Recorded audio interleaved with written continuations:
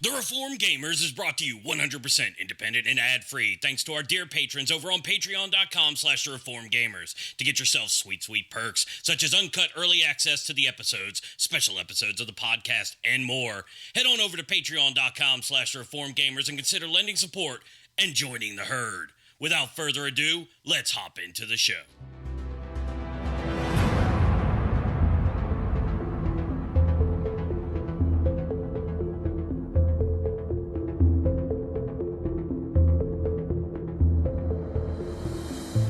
Hello and welcome, dear listeners, to episode 161 of the Reform Gamers, a show all about theology, video games, the Citadel, and this being the best podcast on there. I'm your host, Logan. I'm his co-host, Adam. And joining us for this, well, it's a big episode, let me just tell you.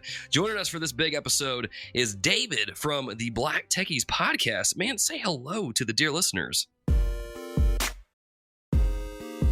Hey, what's up? What's up? It's definitely a pleasure to be here. Yeah, like you said, my name is David. I am the host of a podcast called the Black Techies Podcast. We talk about the latest tech, games, geeky stuff like the Avengers and stuff like that.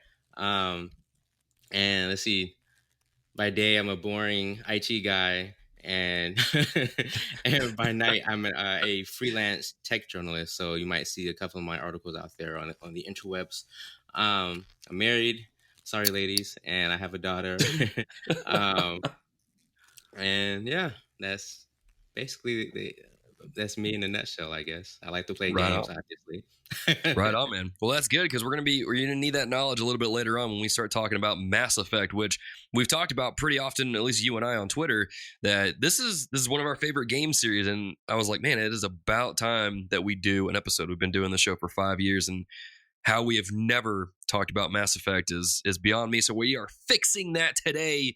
Consider this a late Valentine's Day gift for you, dear listeners, or if you're one of our patrons, you got it on Valentine's Day. You get the idea. But anyway, dear listeners, so we are going to be talking about Mass Effect a little bit later on the show here. We are super excited to have David with us to help us talk about this big series that is a Goliath in the gaming industry. And so we will be talking about that a little bit later on. But before we get into the show, a little bit of housekeeping. As always, join our Discord channel. If you're not in the Discord channel, what are you doing with your life? Like, what's the word I'm looking for? We reinvigorated the Discord channel, like did some remodeling and stuff like that. It's got bots in there now. It's got bananas. It's crazy. So go over there in the Discord channel. Link is in your show notes to join us. Also, follow us on Twitch, twitch.tv/thereformedgamers. And I'm not going to lie. Let me take a moment here to shout out the absolute mad lad, Lava Burner, and the Captain of Bits. You guys, what is the Captain of Bits name? I don't even have it on the list here. You know who you are. Ever since we started getting on Twitch in the past month or so, putting more effort into that, you guys have shown up. You guys have put your support out there, and you guys have represented the TRG army in a way that I was not expecting. So you guys have blown me away. Appreciate the support over there. The stream is just going to keep going and keep getting better because of you guys. And there's a lot more, maybe not a lot more, but there's a couple new rewards in there that you can spend your dear doubloons on. If you guys need to know when we're streaming, it's Sunday and Monday nights at 8:30 p.m. Central Standard Time, and Friday and Saturday mornings at 8 a.m. Central Standard Time. You guys can check out that channel there, twitch.tv/thereformedgamers. We would love to have you. As always, if you'd like to support the show, you can go to patreon.com/thereformedgamers, and pledge as low as $1 a month. Goes a long way, and plus it gets you some extra perks like early access to all of our episodes and more. So head over to Patreon to check that out. But don't forget, maybe you can't support the show financially because, it's Valentine's Day. We get it. You went and saw Sonic like 3 or 4, maybe 100 times in the theater. So you might be a little strapped for cash, and you can only buy nacho fries from now on. I get that. But you can go over to your podcast app of choice, leave a rating and review, and that helps the show out in a huge way. So don't sleep on that, dear listeners. Without further ado, let's get into the show, though. Welcome to the Reform Gamers. We like to start the show like we always do with a little bit of what have we been playing. And David, since you are the guest of honor in the third rotating chair, what have you been playing, man? So I have a list on OneNote, which it should be on the GG app. But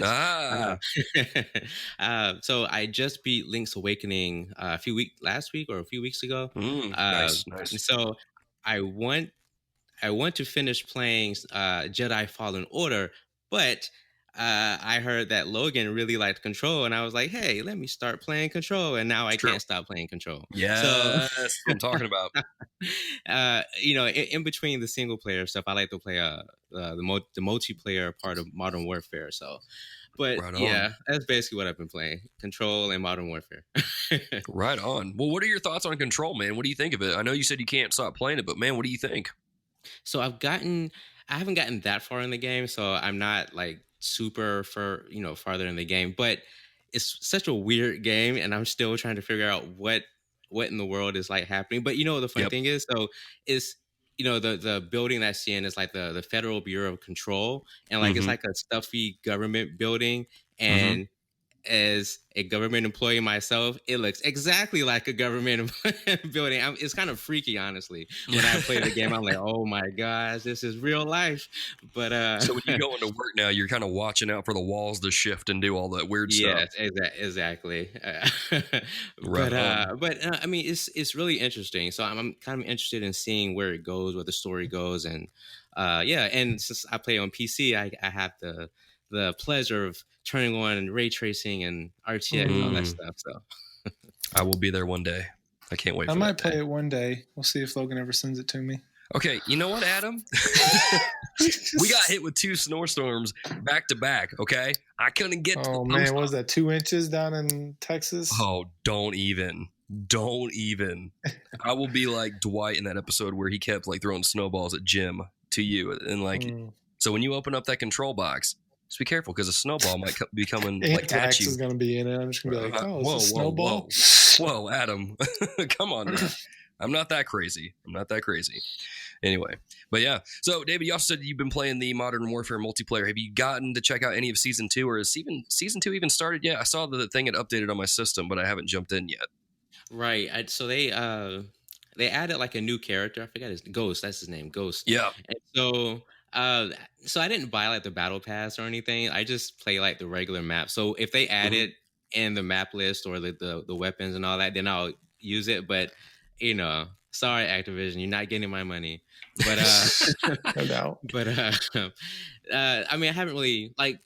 I probably should check out some of the other content. Like I finished the single player, of course. I actually play Call of Duty games for the single player, and then I play the multiplayer. Yes, me too. Last year kind of bummed me out when they didn't have it, but I still bought it though because I'm a Call of Duty stan. But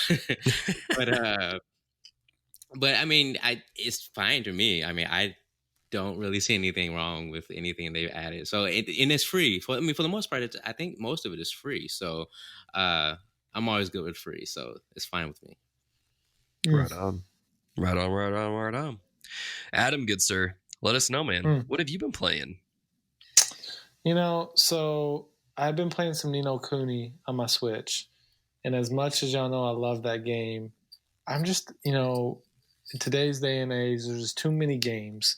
So I'm playing it, and I'm like, oh, this is fun, but I got too much other stuff to play that I've never played before. So I set it back down, and we'll see. We'll see if I get to it. I may not go back to it. It's just too much, man. I especially nowadays when I'm barely getting to play as much as I used to. So my time's like super limited. I'm trying to play some Spyro. I beat the first one. Now marching through the second one on the Switch. I got Dragon Quest Builders 2 just sitting there waiting for me to get to it. I just couldn't see myself putting in another 40 hours into Ni no Kuni when my time is super limited. So I'm setting it down. I haven't decided if I'm totally done with it yet or not. I may keep it for some nostalgia every once in a while. But yeah, it was kind of a sad day when I came to that realization that I'm like, I just need to set this down, grown-up talk. I'm pretty sure I can hear Skinner weeping right now while he's editing this part.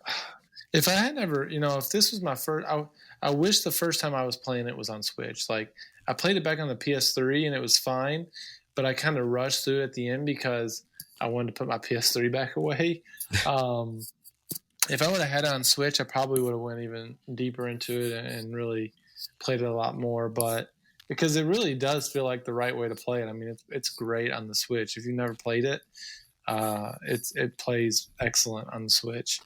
It's just there's just other games I need to play. Like I said, Spyro, I want to get the Dragon Quest Builders 2. And I've started up Titanfall 2 Yeah. on yes. PlayStation 4. Oh yes, I love So that single player action, and I'm like, man, it hooked me. Those first like 2.5 hours, I was dude. down. Oh, wait till you get to the binged middle. it. Wait till you get to the middle. Yeah, my wife had a baby shower on Saturday morning, and she took Ren. I didn't think she was going to take her, so I'm like, oh shoot, I got like a couple hours here where I can just binge something. So I started up and got up to cause and effect. So I just did the level where you can kind of go in, back and forward in time. Yeah. Which is pretty- I was about to ask if you got there. That's one of the best levels of any game I've ever played. Yeah, so I just finished that, and when I played the demo and stuff before, I wasn't huge on getting in the Titans, but I've enjoyed it more than I thought I would. But the gameplay, I'm getting worked up for Doom. Jesse's sending me Doom, and I was watching some playthroughs of the Doom Eternal where they're just running around. So I was trying to play Titanfall like I was playing Doom. I wasn't standing still. I'm running around with a shotgun. Like, I really had a good time. It's been a while since I've played a first-person shooter, I feel like. I mean, I can't remember the last first-person shooter game I've played. I'm trying to think real quick, but it's been a long time. So some of it, I think it just feels fresh because I haven't played a first-person in so long that I'm really digging the gameplay. I mean, I know the gameplay is good in general, but it feels even better because I haven't played a first-person. I've been a lot of, third-person action games and whatnot. So this has been a great I'm probably 3. The game's only probably 6 hours long, maybe, from what I hear. And so the campaign. So I'm probably halfway or so into it, and I've really enjoyed it. I'm looking forward to. I might even wake up a little bit early tomorrow to go downstairs and play a little bit before everybody gets up. That's what I'm talking about. That's what I'm talking about. Got to get it done, man. It's a good time. I enjoyed Jedi Fallen Order, but this game's like, because I know it's short, I'm really just trying to knock it out because I'm enjoying it, and I'm trying to, take advantage of the time that I got. Yeah, man. So right on. Well, as far as what I've been playing, I've still been playing and putting some time into Eternal, which is this card game that I'm playing both on the Switch and on Steam, and I'm still enjoying it. It's one of those things though where I've put so much time into it now that I've reached a point where I have to start kind of building my own deck of cards, and I have to kind of know what I'm doing, and I have no clue what I'm doing. So it's getting to a point where it's become more frustrating than anything else because I don't know what I'm doing. I've tried to look up countless YouTube videos, look at the forums, and I have an idea of what some of the cards do, but I just don't have enough knowledge to really build a deck. So I'm just kind of being, I guess this is like cheesing the game a little bit, where you're buying, because you can buy like custom made decks already from the developers and use those. But even then, like, it's not like these decks that you buy, they're not overpowered, because you can still come across someone online who knows how to build a deck and they can still just wipe the floor with you. So it's not a pay to win kind of game by any stretch of the imagination. But it's good. I mean, like I said in the last episode, if you guys are into card games and you're looking for something to play on mobile, Switch, your computer, I would definitely recommend Eternal, especially since it is free. They don't really, the way that you unlock cards and get packs, it's not cheap, it's not scummy. They don't kind of mess with the loot drops or anything like that to make you spend money. It's you don't have to spend any money on there if you don't want to get the good cards. So, but that's, I'm still playing it, still trying to figure it out, still enjoying it, but probably won't put as much time into it anymore just because I don't know what I'm doing. And I got to try and figure out Sekiro, which I've been playing Sundays and Monday nights on Twitch, trying to get better at that, trying to get good at it. There's been a few videos that we put out on both YouTube and Twitter and Facebook, in case you guys haven't seen those, of me fighting the different bosses like Lady Butterfly, this like raging bull thing that I just call the Mad Cow because that's really what it is. I saw that one. And I gotta say, Sekiro is not as hard as what I thought it was, because here's the thing with Sekiro. It's the same thing as Mega Man. Once you kind of learn the boss and learn their moves and kind of their frames, like to try and recover from an attack, you can do pretty good at the game. Now, your reflexes, I guess that'll be the one thing that holds you back. But I'm enjoying it. I'm enjoying it a lot more than what I did initially when I first started playing the game. So really enjoying that game still. I like how I'm kind of taking it more slow through the game because it's kind of allowing me to get used to the different combos and enemies and stuff like that. And so it's a good time. I would love to have you guys hang out with us over on Twitch. And the other game I've been playing a lot on Twitch is Dragon Ball Z Kakarot, which is a divisive game as far as reviews go. I've seen reviews have been kind of mixed for this game. Now, I want to throw this out there and just let y'all know, okay? Don't stone me first when I say this. Not a huge Dragon Ball fan, period, okay? I try That to game get is wild. I watched you play it on Twitch, and I'm like, this is wild stuff going on. Hang on. Don't spoil the wildness of it, because that's my favorite part to talk about. So when I picked this game up, I was like, okay, I've heard it's supposed to be for newcomers to the series. If you had trouble getting into the series before, this is a great way to get introduced into Dragon Ball Z, get used to the story, and just play a game while you're doing it. And I gotta say, I got the game for about $30 because I had Amazon credit and it was on sale at one point. So I kind of wheeled and dealed, channeled my inner king of thrift there to get the game. And for $30, I'm enjoying it. This isn't a game that I would say go out and spend $60 on unless you're like a diehard Dragon Ball Z fan. But that being said, I've been enjoying it. It's got some cool RPG mechanics. It's got some goofy side quest mechanics like fishing with your Super Saiyan tail kind of stuff. So Adam's got his fishing simulator game. I've got my goofy animated fishing game. That was the wildest thing when you're like, hey, I can fish too. And I'm like, I was disturbed. It was disturbing watching you fish in that game. Because if you haven't seen it, you need to go look up, Dragon Ball Z Kakarot or whatever it's called, fishing. It's wild. It's pretty off-putting when you first see it because Goku literally takes out like a fake Super Saiyan tail, puts it on his back, and then sticks the tail in the water, and then that's his fishing line. So that's a thing in a game that I never thought would exist. But other than that, I am enjoying Dragon Ball Z Kakarot. I'm having a really hard time not playing it when I'm not streaming because I just really like it, So maybe for someone like me who's had trouble getting into the series before, because they don't want to watch all the filler episodes and all that, maybe it's perfect for guys like us. But I'm enjoying it. I don't think it's that bad of a game at all. I like it a whole lot better than the Xenoverse games. I will say that the Xenoverse games really bored me to tears, but this one, I'm taking it. So again, dear listeners, you can go check that out on our Twitch channel. We'll try to get some clips over on our YouTube. But if you don't want to wait for that, then just go to twitch.tv/TheReformedGamers. Check out the past broadcasts. You can check it all out there. But yeah, let's switch gears and go into what have we been reading. David, man, what kind of stuff have you been getting into recently when it comes to books and or the Bible? So yes.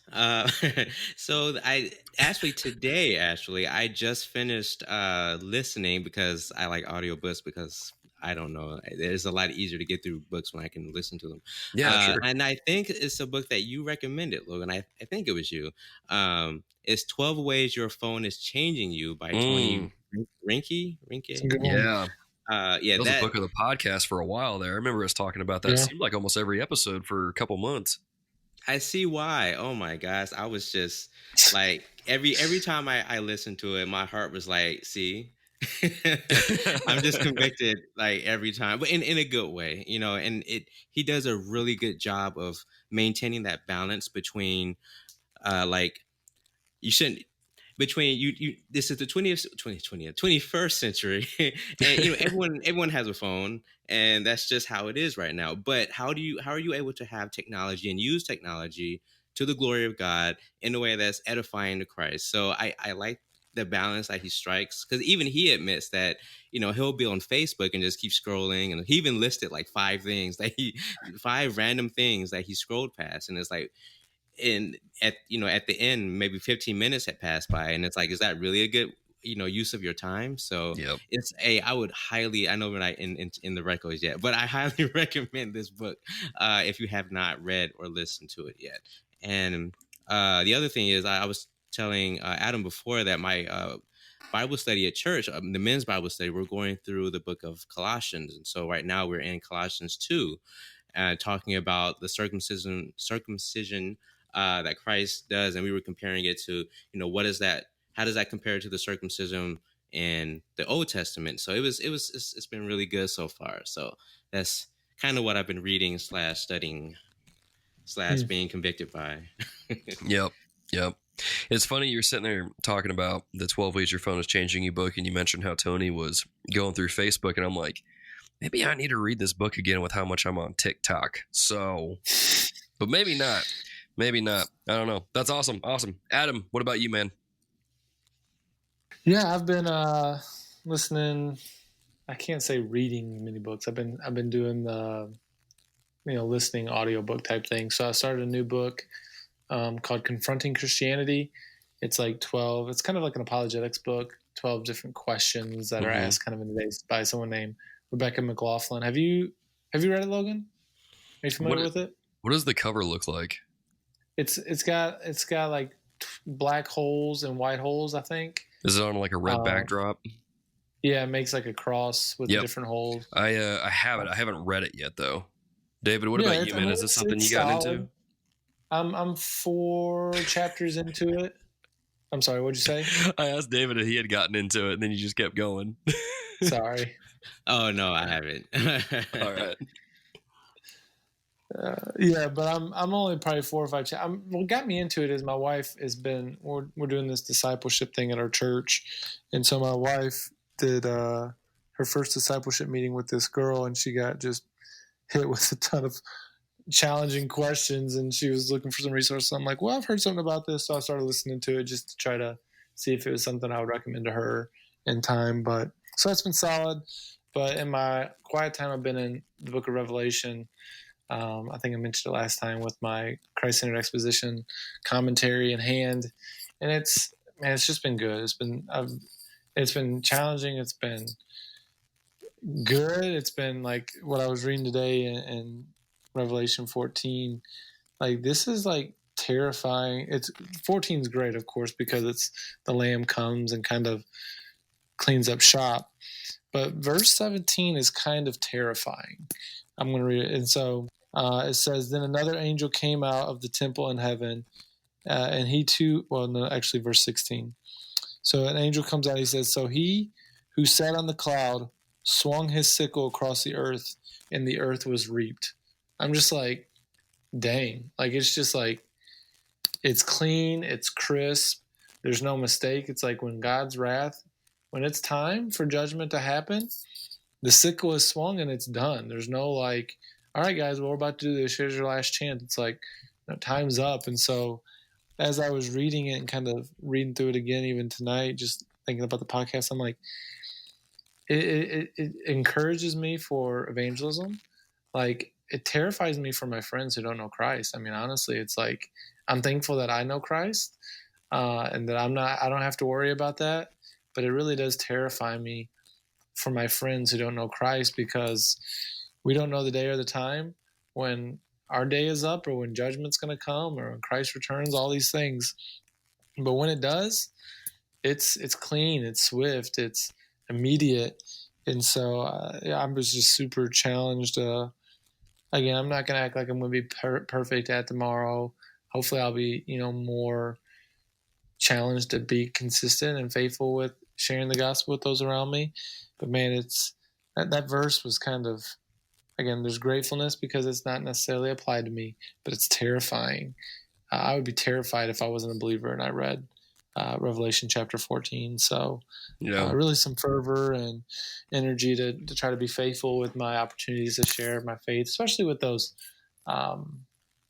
unbelieving friends around me. We're doing the kind of thing. It's big within kind of SBC life is the Hoosier One emphasis that you see a lot of churches doing. And so I've got my list of some unbelieving friends that I've been praying for pretty consistently. And it's like, man, I think of Paul.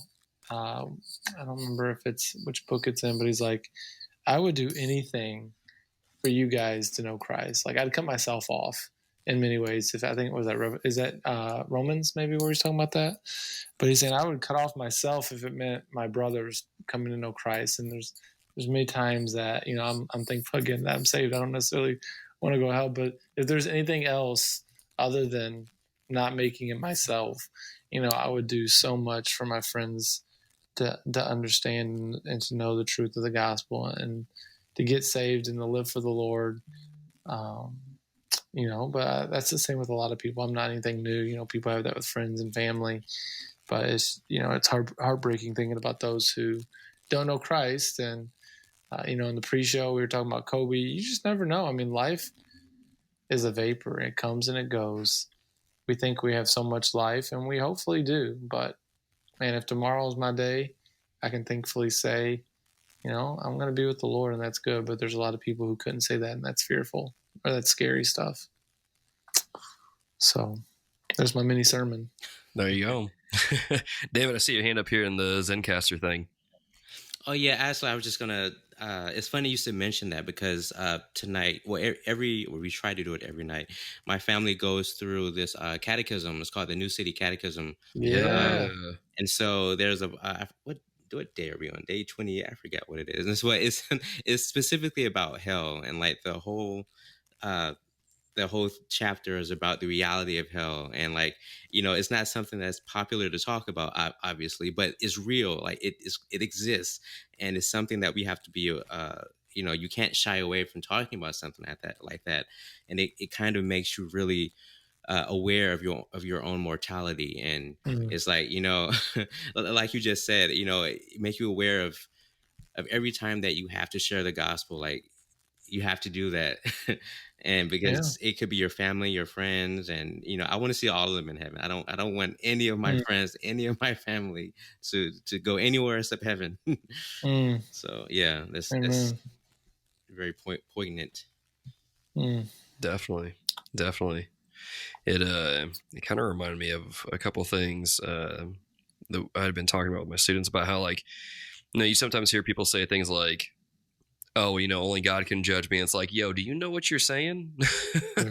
Like, ugh, but, so as far as what I've been reading then, I'm going to get into the Bible stuff first, because I don't know how many people want to hear me talk about Gary Vee and social media and all that stuff. So as far as my Bible reading stuff, I got this, He Reads Truth Bible, at this, Southern Baptist convention we went to, late last year, and I hadn't really been using it a whole lot, and I thought, I need to start actually using it, and hopefully that'll help me out with kind of reading on a daily basis. And so I looked at my wife and I was like, hey, what book of the Bible should I go through? Like, just name one in the Old Testament, preferably, that I haven't read. And she's like, okay, Ezekiel. And I'm like, you picked like one of the harder ones? All right. So I read it, though, and the cool thing about this particular Bible is it has like a reading plan for those books that help you get through it in a set amount of time. And so this is actually the plan I'm following should help me get through Ezekiel in a month, which will be awesome. But the thing that kind of struck me as I was reading the first 3 chapters was Ezekiel's having this vision of really the glory of God, but there's these 4 creatures that I'm assuming are angels coming in, and he's describing them and how they're being led by the Holy Spirit, and how their wings are and how their faces are, and just kind of how they're moving and stuff, and describing like these wheels that are around them that have eyes everywhere. And I'm just like, God is incredibly creative. Like, I try to be creative with like social media posts, design, and all that stuff, but like, all of that stuff pales in comparison to what God just made right here that I'm reading being described in Ezekiel. And it just kind of made me stop for a second and go, man, God is like, not only is he all powerful, but he uses that power to create things that are so creative, so beyond our imagination, that it just kind of made me stop and worship him a little bit, because I'm like, this is really cool. Like, we play these games, right? And we see these different characters and the different things that these worlds that developers come up with. But I've never really seen anything quite like this that I read in Ezekiel. And it's mind blowing. I tweeted out about it, just how God is so creative, and it's awesome. It's one of those things that, we probably don't talk enough about God being creative. We talk about him being all knowing, all powerful, and all that stuff. But man, how often do we talk about him being creative? And it's just, Mm. I don't know. It's wild. I would encourage you, dear listeners, to read the first chapter of Ezekiel and just take a look at these creatures that God made, and just kind of, I don't know, think for yourself on that. You can also go to Isaiah 6 and Revelation 4. It describes those same creatures and the glory of God as well. So those are other places that this reading plan had me go to as well, and it just kind of gave me this good view of just how glorious God is. So I don't know. To me, that spoke to me. Hopefully that spoke to someone else. One of the other books I started getting into is Atomic Habits. I can't remember who the author is, but several people on Twitter recommended this book for me, and it's kind of mind-blowing. It's one of those books where you read it and you're like, yeah, that makes sense. Like, I know how my habits form. You know, if something is good or you get a good response from it, you do it again and it builds a habit. But there's some of the stuff in it that's kind of mind-blowing because you don't really think about it, right? Like, I was reading it today about how to build better self-control. And one of the things that he prescribed in there was, you know, the best way for you to break a bad habit is to take the trigger and hide it or get rid of it and remove it. Because if you make those triggers invisible or non-existent, then that habit won't happen. And I'm like, hold up, there's some spiritual stuff we can pull from this, because, you know, we talk about Christians wanting to stop sinning in whatever way it is. That's how you do it right there. And it made me think about how Jesus said, you know, if your eye causes you to sin, remove it. If your right hand causes you to sin, remove it. And I'm like, yo, Jesus was dropping some mad, like, just some crazy, like, mental tricks there way back when. And you see someone else here who's not a Christian reaffirming that. And it's like, kind of interesting how everything seems to be pulling from the Christian worldview, or even something like science or something like that harkens back to it. It's mind-blowing. So it was cool to read that from a Christian worldview and get that perspective. And so it gave me some stuff to think about, some stuff to work on. And yeah, I'm really enjoying the book. So whoever recommended that book to me, all like 7 of you, thank you for that. Really, really good stuff. Now, before we transition into the topic, just want to remind y'all to rate and review the show on iTunes or whatever podcast app that you are using. Even podchaser.com, you can go down there and leave a review as well.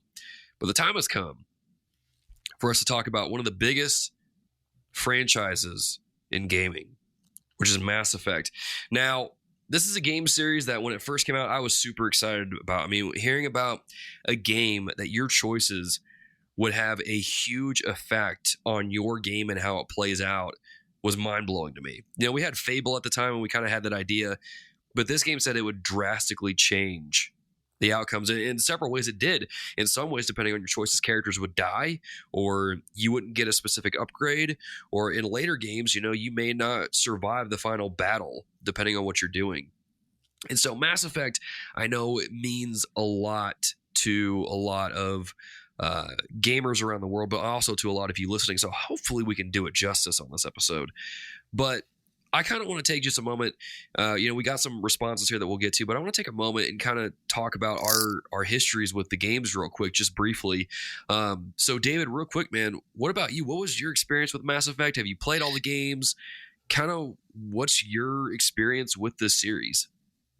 So I played the original version when it came out on Xbox 360, and so I played through the whole series then, and I loved it. Like, I was just pulled in just from the very beginning. My favorite genre, I guess you could say, is the shooter genre, which is why I play Modern Warfare. And so, you know, it kind of, but I also like RPGs, and so it kind of melded my love of RPGs with my love of shooters. And that was kind of like the hook that like got me in. And then the story is what like kept me in. So the hook got me in, and the story kept me in, I guess. Yeah, there we go. So, and so I've just been, I've played through all 3 games twice, once to be Paragon and then the other to be Renegade. Because, you know, who doesn't want to be evil in a game? No. Yes.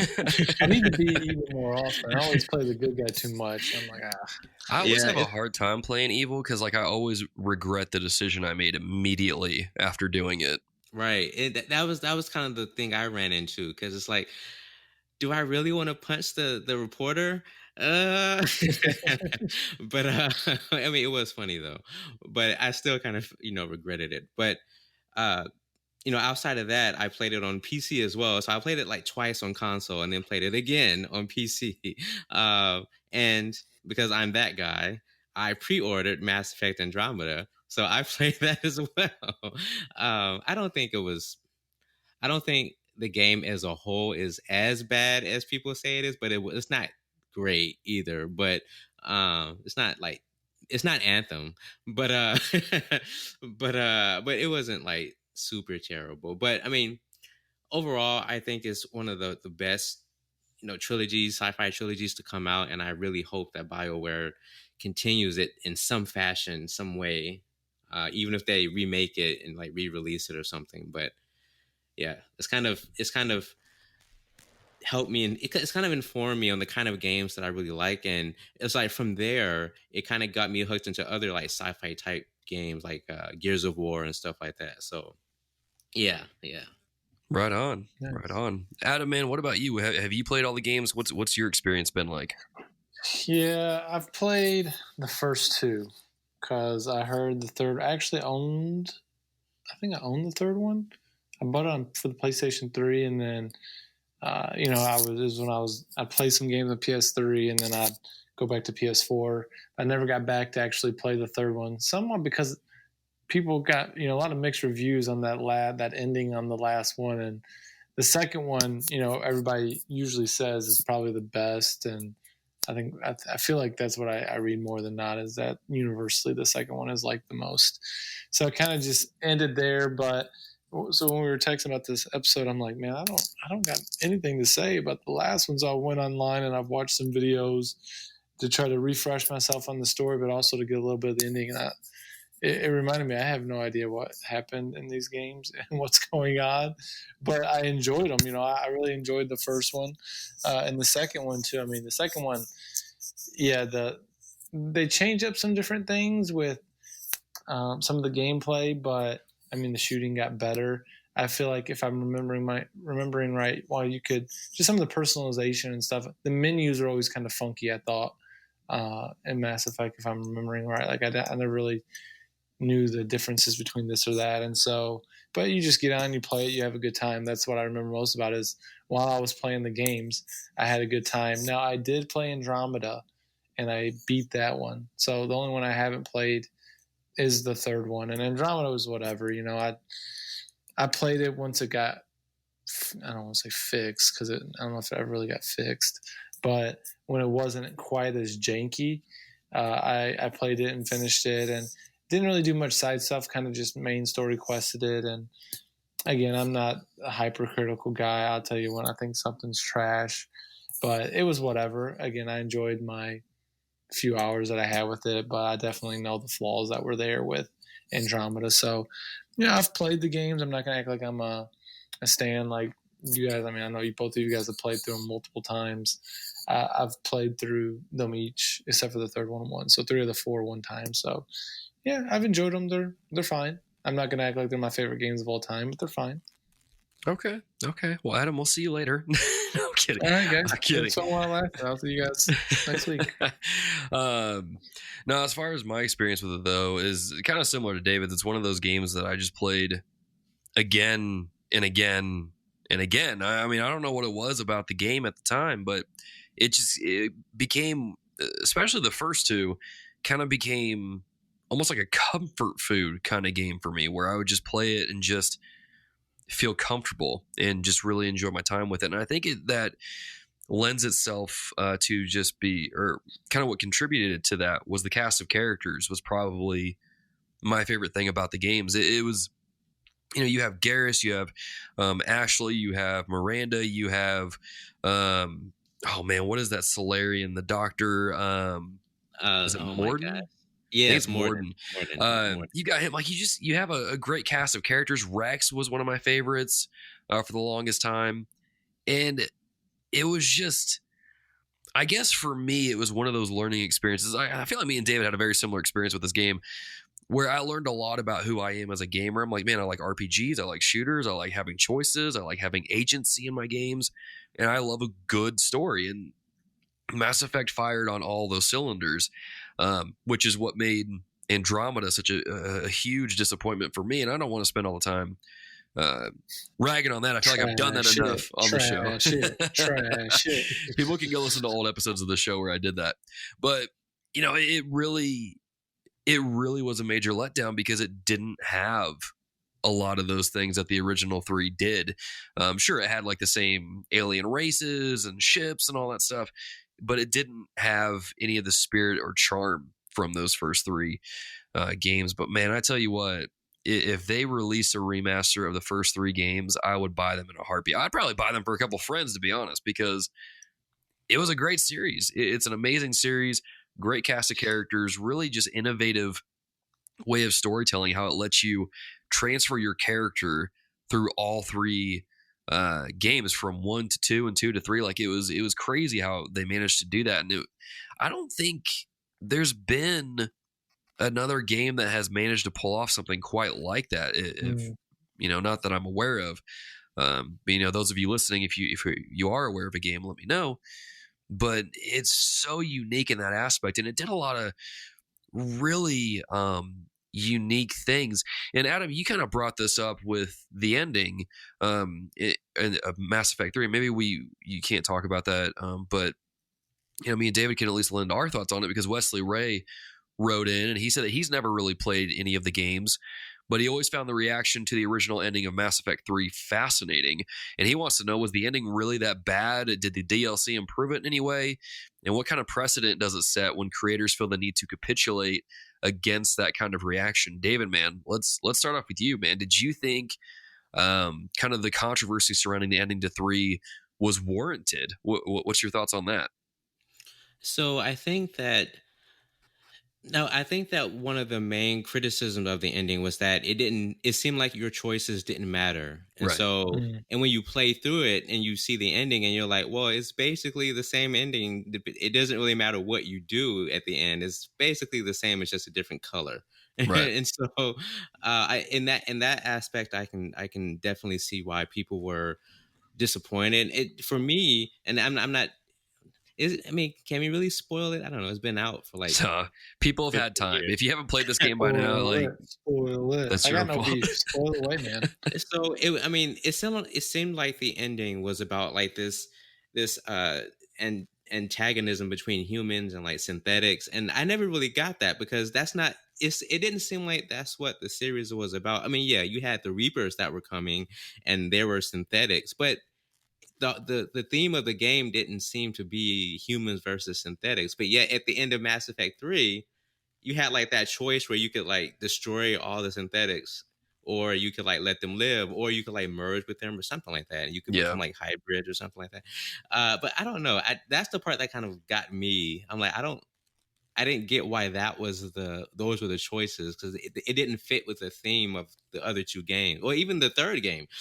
Like up until that point, it didn't seem to fit. So when I first played it, I was like, it's whatever. I still like it. I'm still gonna play it again because I'm a fan. But right. but you know, I could still see why people didn't really like it. Yeah, and I was kind of the same way. Like when I had played through it and finished it, I was like, "Oh man, what a ride! I can't believe my favorite series is over. Like it's come to a close." And I was kind of ignorant of all the controversy surrounding it until like I think a week later, and I got on IGN or something and noticed people were talking about it and giving their criticisms, and I was like, "Oh, was the ending really that bad?" And then I actually like kind of went back and watched some videos on YouTube, and I'm like, yeah, I guess that doesn't make sense. Huh. Weird. I still enjoy it though. So I was kind of the same way. I didn't really I saw why people were upset, but at the same time it didn't really bother me. I mean, sure, I wish it could have been maybe a little bit different, but I don't know. Did you ever see the DLC ending after they had patched in like the extra cutscenes, kind of giving you some closure with some of the characters? I did, but I don't remember what they were. I probably should have went back and watched it before this episode. I just remember like Shepard giving a monologue and it flashing to like the different characters and kind of showing where they ended up. Yes. It, Okay, I it do wasn't remember really a that. Okay. whole lot, but I don't know that it really like changed the ending for me. I was like, this is cool. I kind of know where the characters are now that I, made my decision, but I don't know that it really improved it in any way. It just kind of helped add a little bit more layers to it. I don't know. I don't know. But it did kind of set a precedent where we've seen this happen even recently with the Sonic movie, because Sonic had a really bad original design, although I was kind of okay with it, which I don't know what that says about me. But people complained enough about it to where the studio postponed the movie and then redid the design and then put it back out. And that's kind of what happened with Mass Effect 3 to a lesser degree. People, I hate to say complained about it because it has like such a negative connotation, but people voiced their opinion about it. And then BioWare was like, okay, here, we're going to patch this in to kind of add more to the ending. I mean, do we think, all three of us here, do we think that this is a bad precedent, or what are our overall thoughts? Adam, kind of you listening in on this, what are your thoughts? I don't think so. I mean, again, looking at Sonic, I think you need to listen to your people, and it seems like, especially with the changes that were made, I mean, it's positive stuff, and so, yeah, I don't personally think, I don't think it's a bad thing. I'd like to hear David's perspective on it. I'm similar, actually. I mean, I think that, at the end of the day, they're businesses, and so they have to listen to their customers. Although I will say, especially when you with Sonic, the team, it takes a lot of work to make a video game, and it takes a lot of work to make a CGI character for a full length movie, and so. When I just know that the amount of stress and work hours that that the teams had to go through. I hope that they're not being overworked or whatever when they have to go back and change something because of outrage on the internet. So it's kind of a somewhat of a double-edged sword, but but me personally, because I like Sonic as well, I played all the Sonic games. I'm personally happy that they changed it and he looks so much better. Yeah. But I try to keep in mind that these people have families, and now they have to go back and work long hours to fix what was. So I understand both sides, and but I'm glad that they were able to change it, and I'm glad they heard that BioWare heard the complaints that people had, and at least tried to go back and satiate the masses, even if it wasn't completely. I guess my thoughts on it are kind of just like, yeah, I guess, I mean, you basically said it. I mean, it's one of those things where it's like, again, the original ending didn't really bother me. So I was just kind of like, whatever. But I remember actually, I remember tweeting at them saying that I'd finished the game and I enjoyed the ride. And I was like, oh yeah, I guess I kind of wish the ending was a little bit better. And they actually tweeted at me and was like, okay, well, what else did you love about the game? And I'm like, oh, snap. First of all, you read my tweet, which scares me because BioWare's talking to me.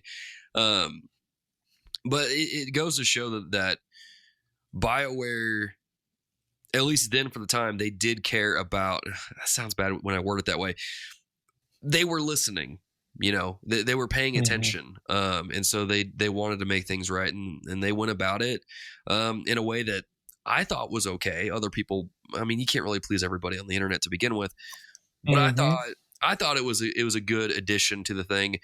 As far as it being a precedent, I mean, you do, as a business, you do need to listen to your customers, and you kind of do need to fix things when there's mistakes. But for that particular thing, I don't know that it was necessarily warranted, but I don't know. Maybe someone can change my mind on that.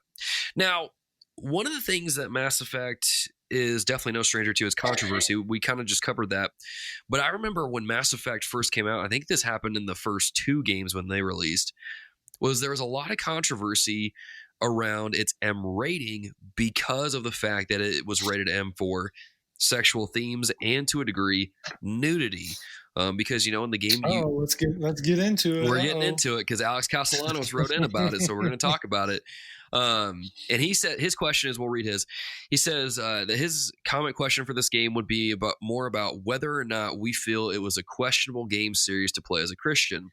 I know that I have mentioned him speaking. I know that I have mentioned that I shy away from rated M games because of their overusage of strong language.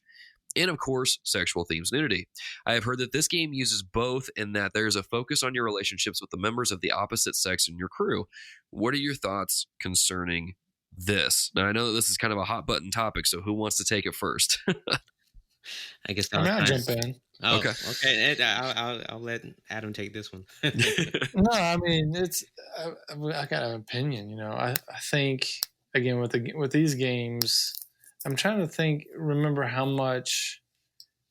I think you can avoid it for the most part, at least in the first two, and really even in Andromeda. Again, if you're not careful, you may not even know that you're walking into something that you are, because I think with some of them, if you're just doing the side quests, all of a sudden, if you select a certain mission, you're like, whoa, what's? But there's probably some hinting. Again, I may be not representing it quite correctly. Again, you guys can remind me because you played it more.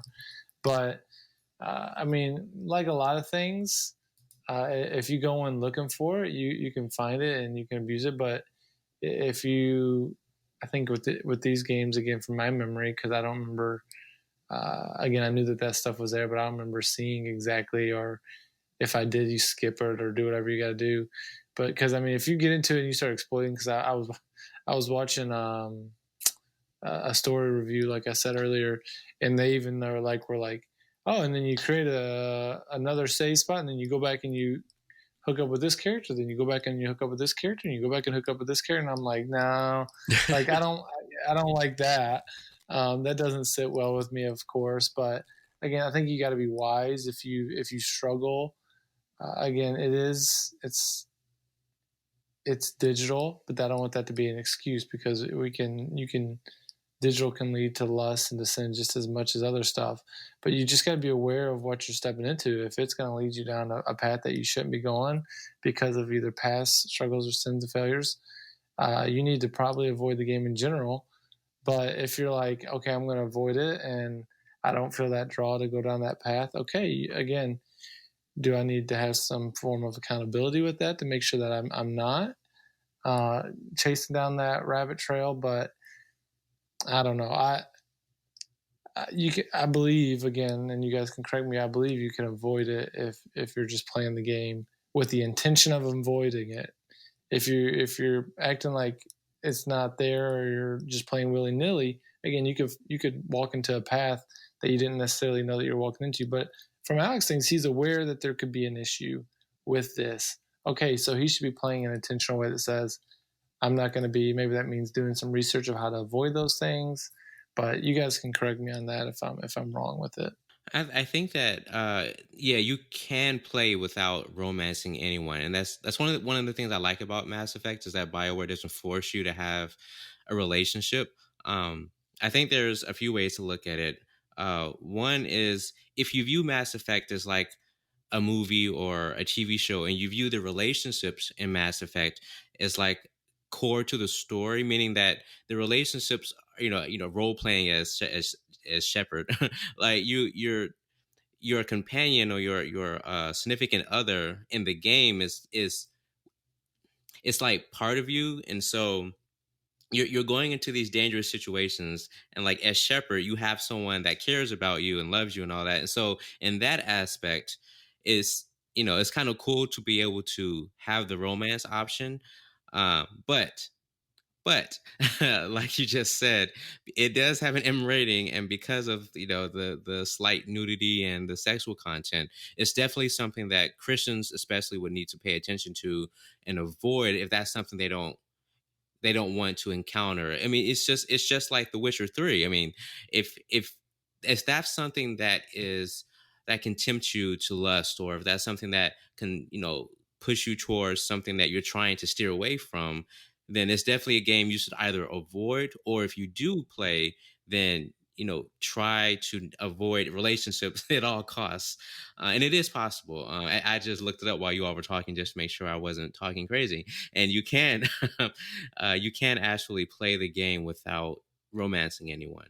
You all you would really have to do is just like tell them you're not interested. Like if they try to hit on you and you're like, no, I don't. Back up. Right. So I'm saving myself until alien marriage. right, and that's actually kind of weird because you can't hook up with aliens. So, but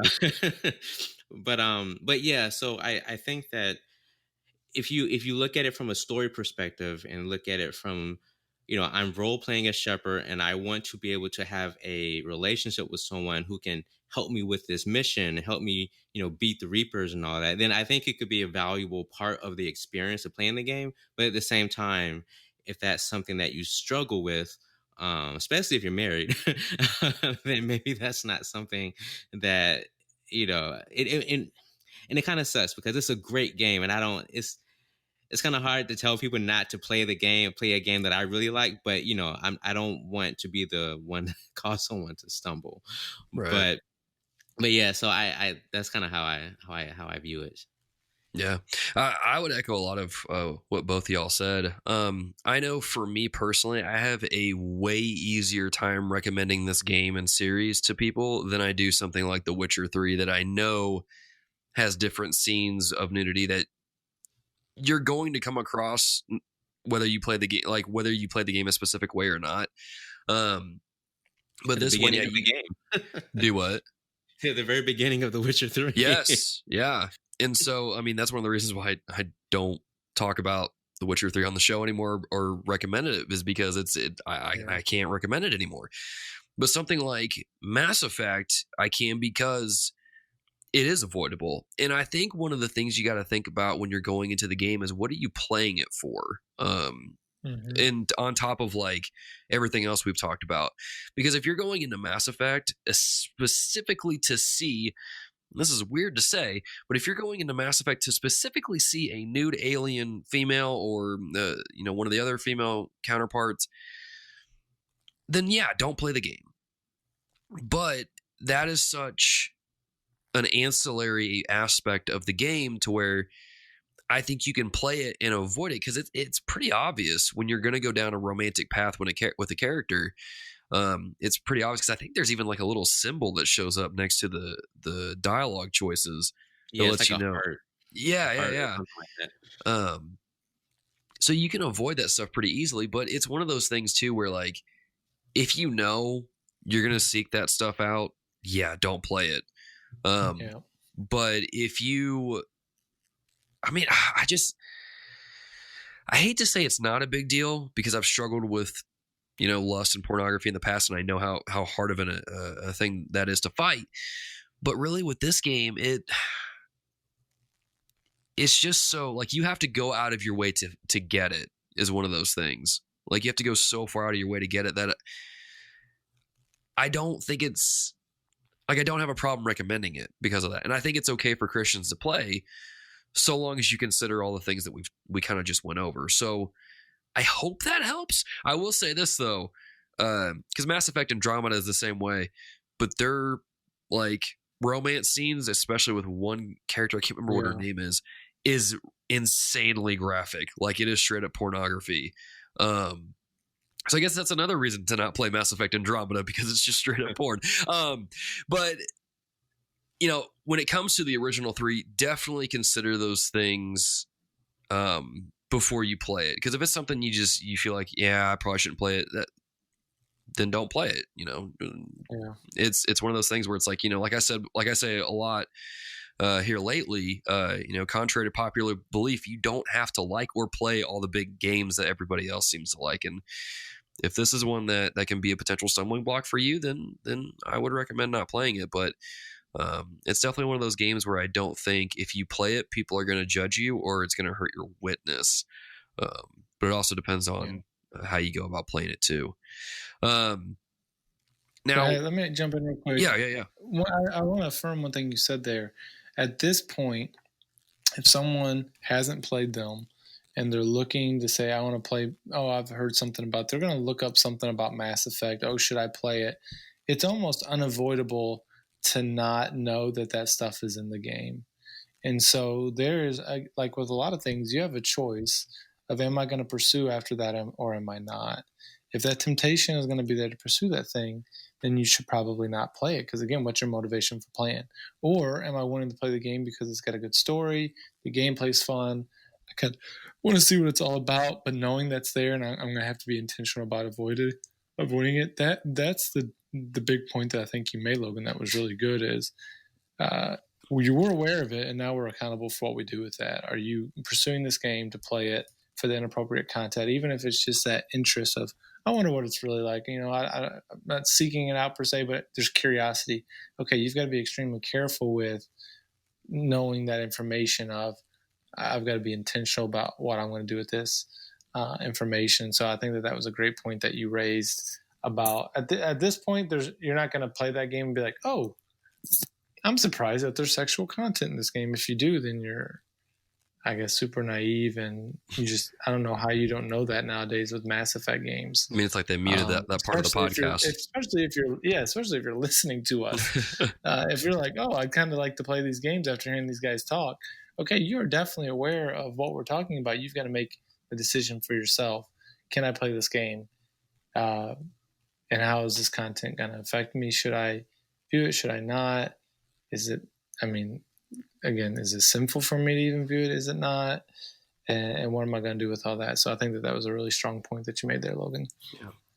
And I would even add, because I'm sure there's people listening to this that probably disagree with our position on it, and that's fine. I would encourage you to hop into the Discord channel and, carry on that conversation in there. And, maybe we can agree or disagree or agree to disagree, but it's one of those things where I never really had a problem playing this series as a Christian, and was even more kind of, I don't know if ironic is the right word, but like me and my youth pastor played this game around the same time, and so we talked about the choices we made, but he was very intentional about like, hey, just so you know, if you go down this route with this character, this is what happens. So just so you're aware. So it was kind of cool for him to give me a heads up on those things, so I was able to avoid them.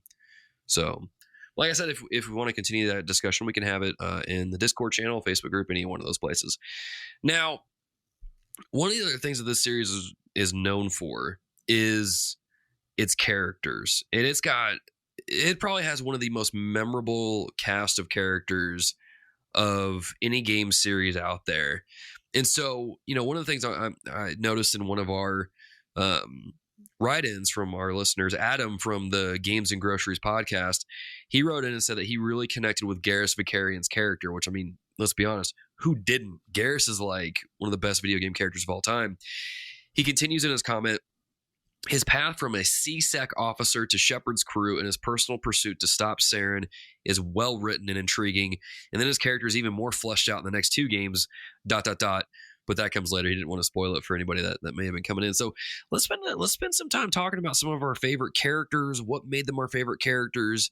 Garrus was one of my favorites. I could not get enough of that character, especially when he shows up in 2 as like the some kind of angel or something or whatever he was, because he was taking out like drug dealers on some planet.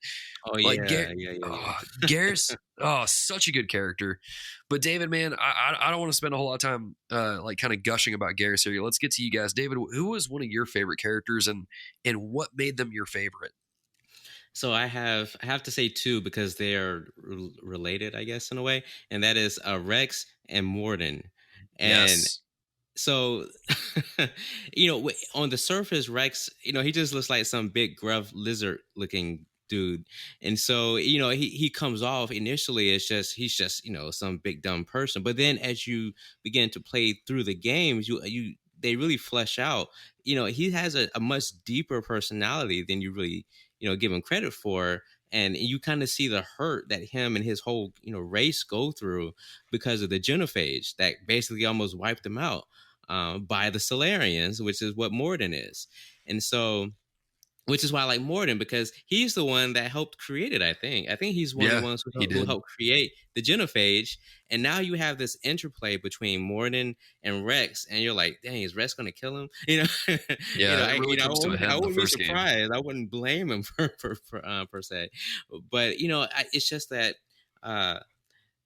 that whole play between Rex trying to come to grips with the fact that his whole race cannot reproduce, and then Morden has that redemptive arc towards the end where he sacrifices himself for the good of the for the what do they call it? What is Rex's race called? Oh my god, Krogan. The Krogans. Oh my god. Okay, so I really love the whole redemptive arc there, which you could have a whole podcast about that. But but those are probably my two favorite characters, at least of the first three games.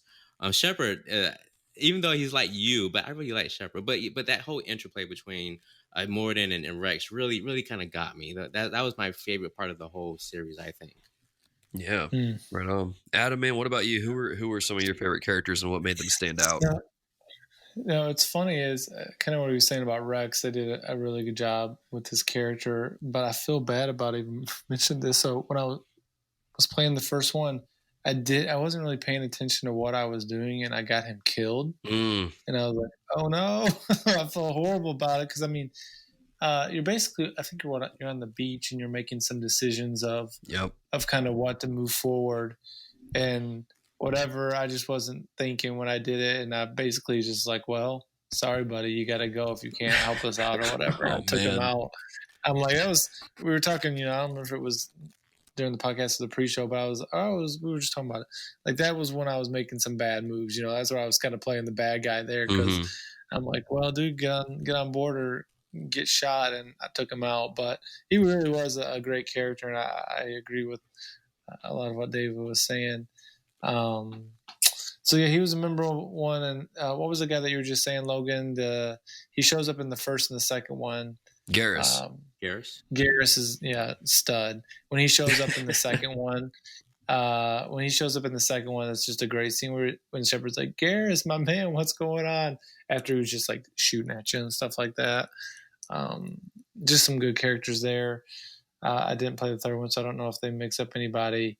And then in Andromeda, I can't remember anybody. But yeah, those would probably be Garrus and Rex are probably the two most memorable ones. And what I really did enjoy about the game is, the conversations, like they said in some of the things I was watching. I mean, your choices matter. Again, you can't just necessarily make willy-nilly decisions in this game because it's going to have an effect. Like I said, I just opted Rex, and that was a big decision that I made too flippantly, honestly. If I was looking, I could have went back and restored a save state if I wanted, but I was kind of like, well, it is what it is. I've made my choices. I got to live with them.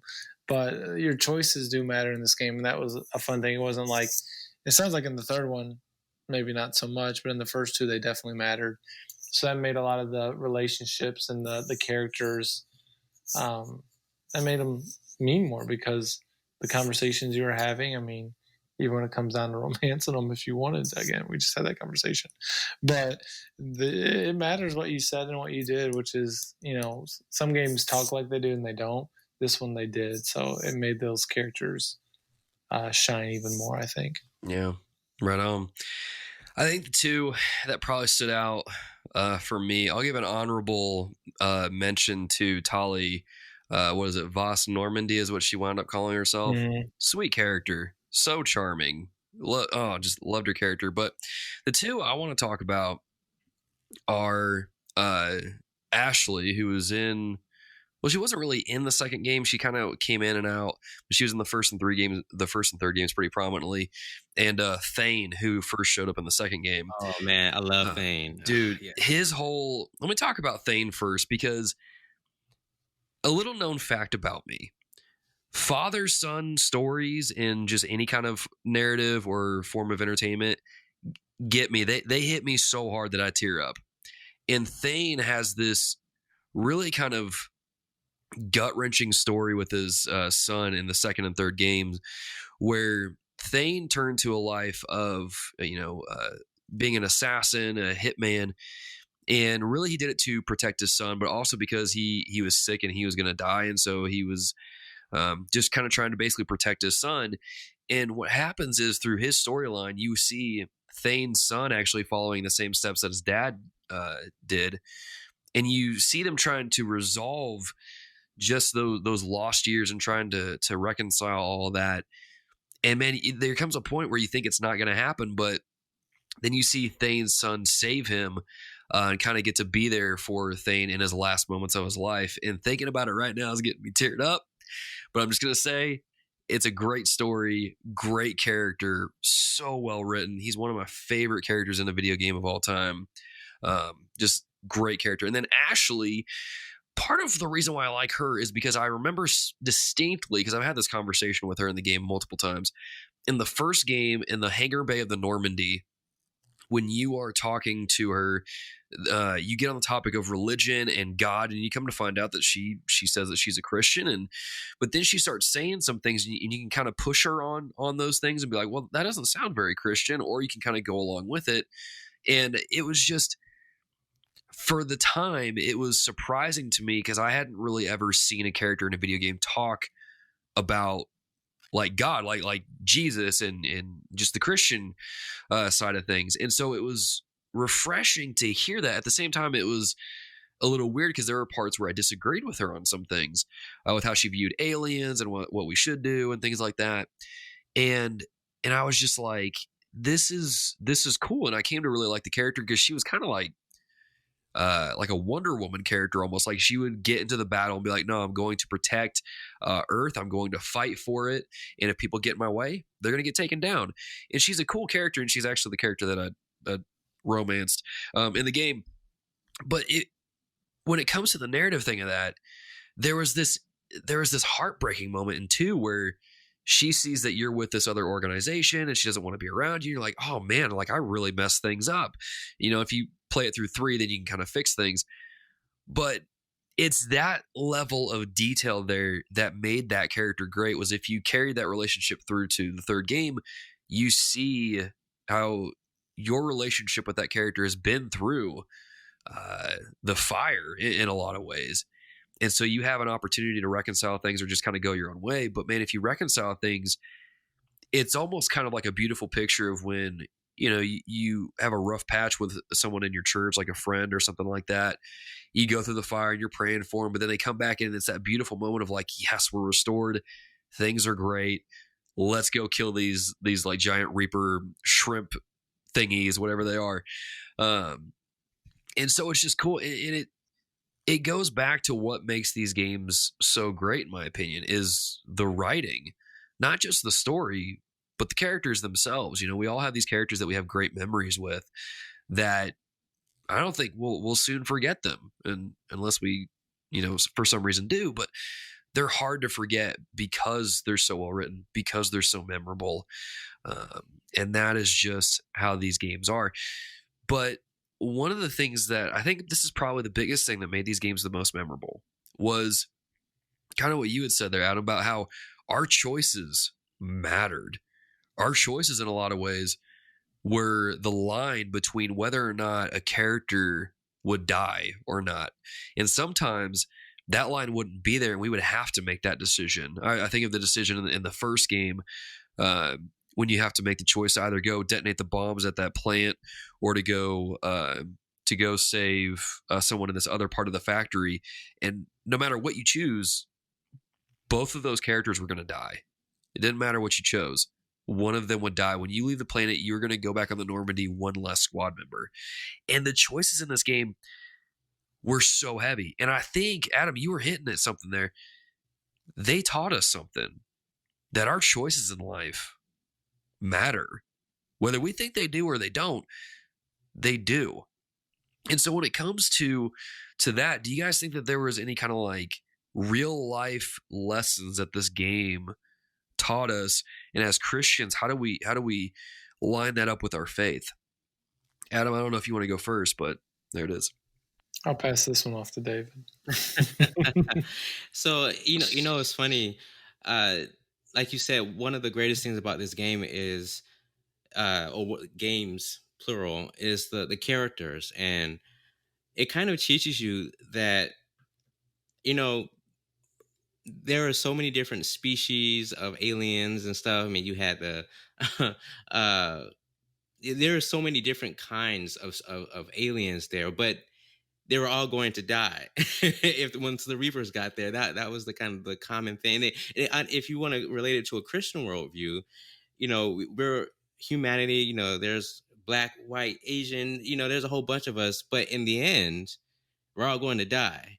And so, like you said, the choices that we make kind of affect how we go and how we go in life, how we treat people, and what was I going with that? Oh, and the fact that if we know that we're going to die, if we're aware of our own mortality, then that should make us think, okay, is there a higher power out there? You know, is there something that's beyond myself? You know, if I die, is something going to happen?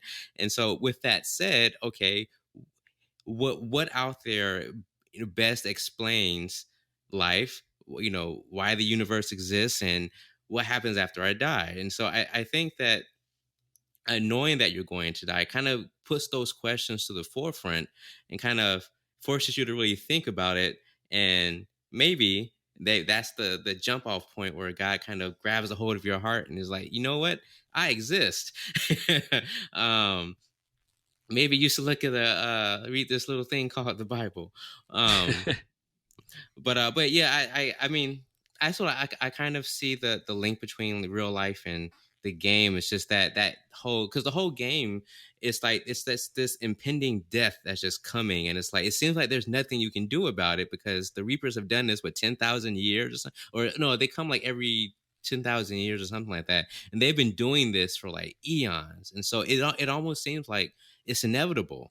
And so what do you do about that? If you know death is inevitable, what do you do about that? And so I think that's kind of how you kind of link those two, and it just forces you to think about your own mortality. Right on. Adam, man, what about you? Yeah, well, I don't know if I say it taught me, but it reinforces kind of what you were saying, Logan. And what Dave was saying, relationships matter. How we deal with people affects our lives, it affects their lives. And so we need to choose what we say wisely. We need to be thoughtful of it. How we act influences other people's lives. It's not just about me. I don't live in a bubble. What I do has ripples in a lot of people's lives. So I need to be aware of that. So that's definitely one. Yeah. And I guess that kind of ties together relationships and just our choices matter. And so I don't remember what it was where I was reading the other day, just talking about, ministry is about relationships. And really we're going through 1st and 2nd Thessalonians in our growth group.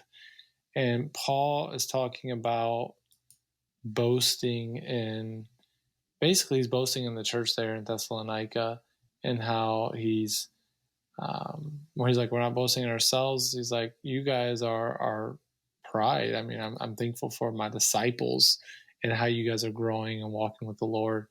And again, just reinforcing that the importance of those relationships and who we're pouring into and how they're growing. And even in that chapter, those first 2 chapters of Thessalonians, it's reminding me a lot of, okay, how my words matter and encouragement. I need to be an encourager. Because there's going to be, Logan was talking about, there's always haters on the internet. And you're like, you're right. It doesn't matter what they did with this game. There's always going to be somebody who's going to be complaining about it, whether you fix it, you don't fix it. Everybody loves it, and everybody ain't ever going to love it. I mean, you just don't see that in today's day and age.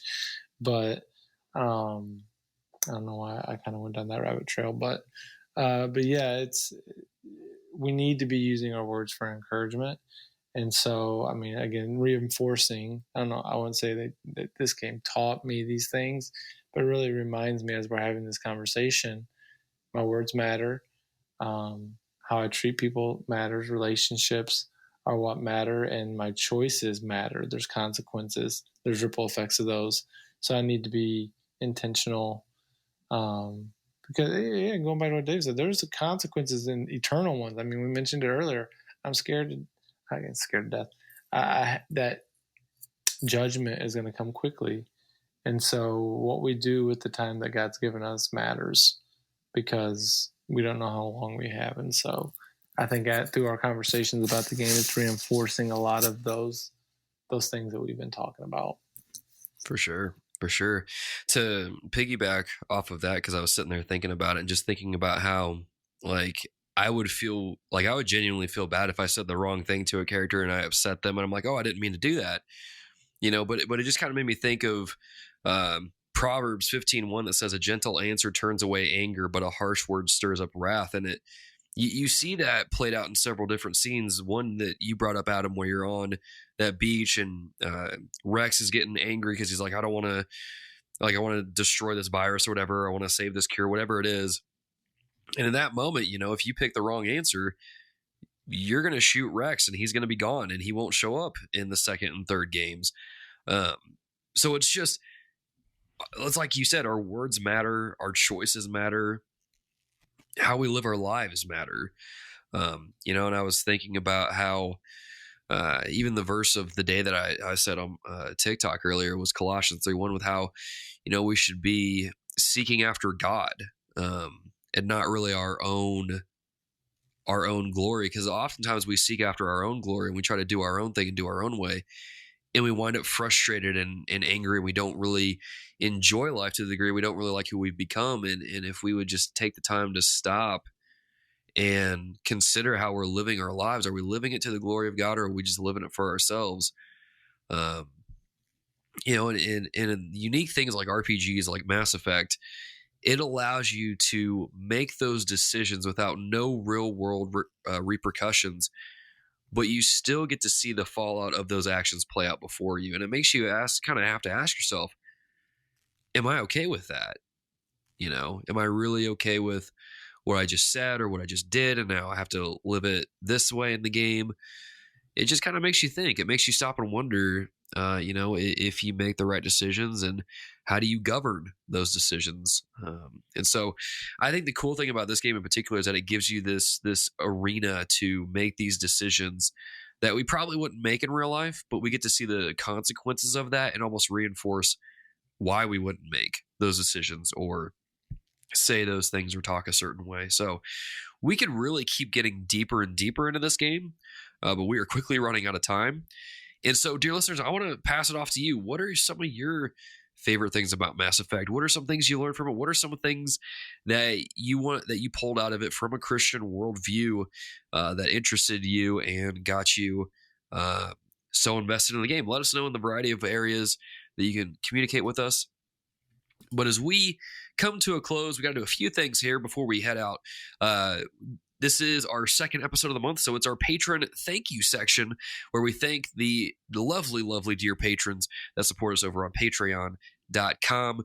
As usual, me and Adam will go back and forth here, thanking them, shouting them out, and all that stuff. But yeah, so we'll kick it off here. So the thank yous go out to Alex Castellanos, Andrew Steedman, Ashley Cronenbitter, Caleb Schmidt, Christopher Commander, Colin Gregory, Connor Felty, David Matthews. Wait, what? Derek Smith. Yeah. Derek Smith, Eric Bryant, Folic Acid. Wow. Interesting one. One of our new ones. Gareth Evans, Jake Walker, James Barker, Jesse Pennew, Joanne Monroe, Josh Broccolo, Clay Brandon. I got all the good ones. Lava Burner, another new one. And man, some great names here. Luke Strain, Mark Frome, Matthew White Chocolate McDougal. That's my favorite one. Melvin Benson, Micah Hendrick, Michael Toller, Nate McKeever, Ryan1701E, Samuel, I'm sorry if I mispronounced your last name, Kalunga, you're one of our new ones, one of our new patrons, and Wesley Ray. Y'all, thank you so much for supporting us over on Patreon. Special shout out also to the people that subscribe to us on Twitch as well. Appreciate you guys over there. But our patrons especially, we want to thank you guys and gals for supporting us over there. Can't thank that folic acid enough. I don't even No, maybe someone can explain it to me off air because I don't feel comfortable talking about it right now, which means we're going to go into our recos, the things that you got to check out after you finish listening to the episode. David, man, what are some things that the dear listeners should check out? So I'm going to go back to my what I've been reading and definitely recommend 12 Ways Your Phone is Changing You. Yes. I mean, I'm a techie guy, so I'm like in that world. I have a bachelor's and a master's in computer science, so like I'm steeped in tech.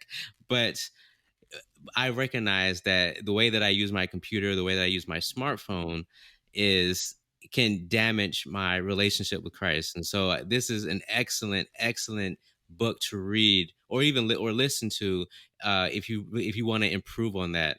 We're not saying that you have to get rid of your phone, but there are ways to use it in a way that can glorify God. And that's what that book is about. And my second thing is a show on Netflix called Lost in Space. Which is based off the 1998 movie, which itself is based off the 60s TV show. So I recommend this because it has some language in it. It's like rated PG or PG-13. I don't know. But it's the family aspect of this movie or of this show rather that I like, and they do an excellent job of like fleshing out each of the characters and making them all, and the chemistry that they have with each other is just excellent. And the villain, like if you can get me to hate a villain, you did an excellent job. Like I hated Thanos in Avengers, and that was it. That's how great of a villain he was. And so if you can get me to hate the villain, that's great. And even the villain, I forgot her real name. She had like a fake name throughout the series, but she had like an underlying reason, like not a good reason, but you could understand her motivations. And I think that's kind of what makes a good villain. When you can understand their motivation, you can see why they're doing it. You don't agree with it, but you understand why they're doing it. So I highly recommend watching Lost in Space if you get a chance. Yeah, those are my two recos. Right on. Nice. Adam, man, what about you?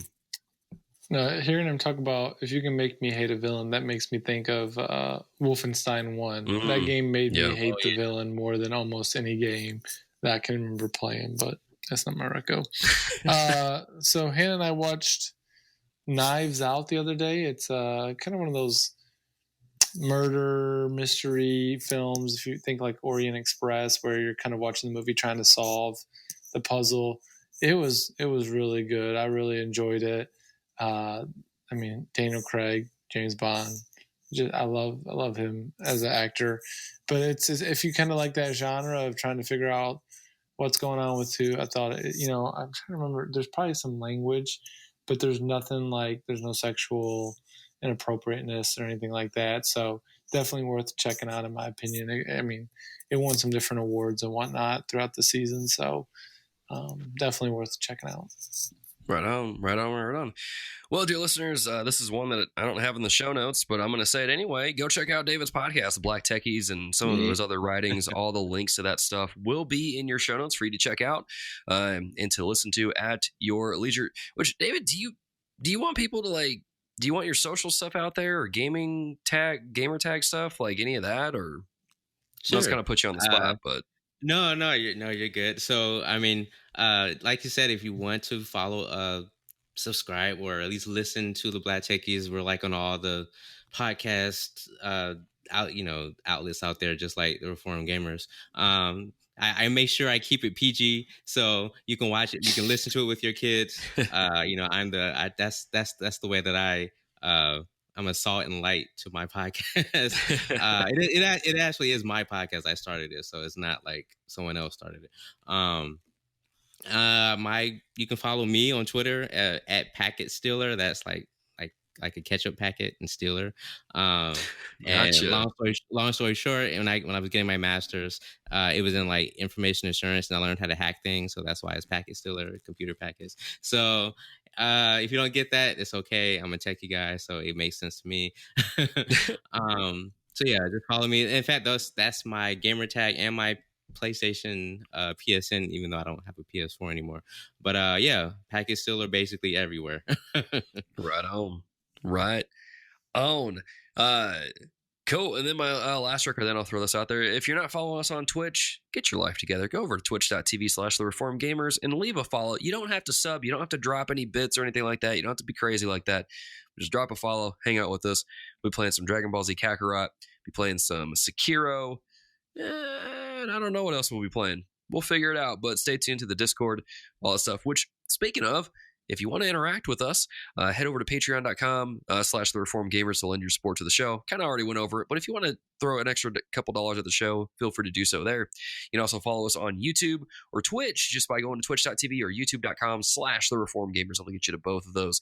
You can enjoy that there. As always, links to everything, all of our socials and stuff will be on our website, thereformedgamers.com. Got a couple different articles going up. Wesley's knocking out the retrospective series with looking at the 3DS, Mega Man Legends. And just so you know, there may or may not be an Earthbound article going up on the website this week. Just saying, might want to check it out. But you can also follow us on Twitter at TRG Podcast. You can like our Facebook page or join the Facebook group, or you can hang out in our Discord channel and have loads of fun there. David, man, thank you so much for helping us out with this episode, because Mass Effect is a big series. So I'm so glad you were able to join us this episode and have fun rocking with us. I definitely appreciate it. Sure, thanks. Yeah, man.